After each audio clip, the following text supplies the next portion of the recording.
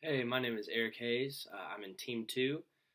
We originally entered the Japanese market, and we performed really poorly in it. We really didn't do well at all.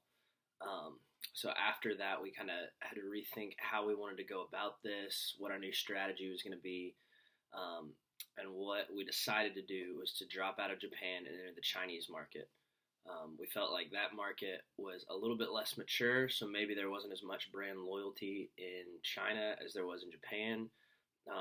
We also felt like we had the best chance in China of kind of following what competition was doing. So that became our main strategy for the most part was to watch the competition to see really exactly what our competition was doing. So as far as sales force, as far as who they targeted, as far as how much market share they had, really everything.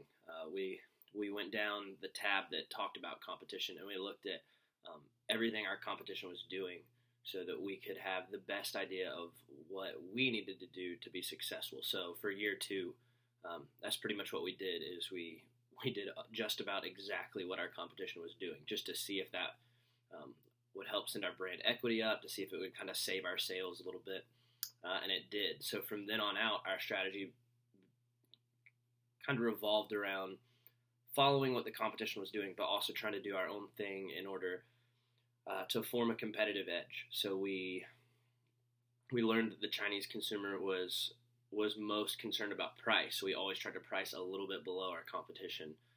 We learned that the Chinese consumer was really active in independent retail markets, in the hypermarket retail stores.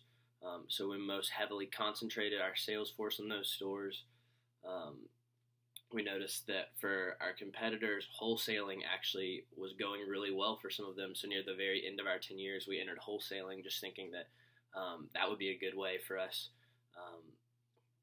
to kind of fill up some growth and revenue that we were kind of missing and felt weird about. So that became a big thing for us. We also wanted to track our return on marketing, so we watched that graph pretty closely.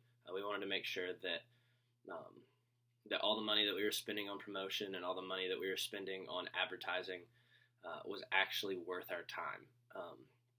Because we didn't want to just be randomly throwing millions and millions of dollars into the air for no reason. So we focused pretty heavily on our return on marketing because for a while it was below zero. So our goal by the end of the project was to end with a cumulative return on marketing up above zero, and we did. We finished with 23%, and for the last 6 or 7 years really saw that graph climb, which we felt good about. So through the whole thing, we kind of just learned the general importance of performing research. We learned quickly through the simulation that we needed to know what was going on in the industry. We needed to watch for warnings about what was happening in certain countries.